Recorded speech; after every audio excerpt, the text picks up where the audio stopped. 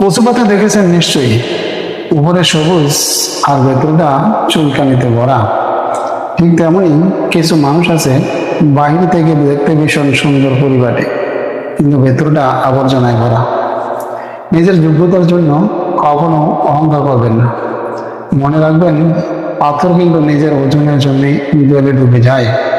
কি আজব দুনিয়া জানেন, যার চোখে ঘুম আছে আর কোনো ভালো বিছানা নাই, আর যার কাছে ভালো বিছানা আছে তার চোখে ঘুম নাই। যার মনে দয়া আছে তার দেওয়ার মতো কিছু নাই, আর যার কাছে দেওয়ার মতো অনেক কিছু আছে তার দেওয়ার মতো মনটাই নাই। ধন্যবাদ সবাইকে, অসংখ্য অসংখ্য ধন্যবাদ। আসসালামু আলাইকুম রহমতুল্লাহ।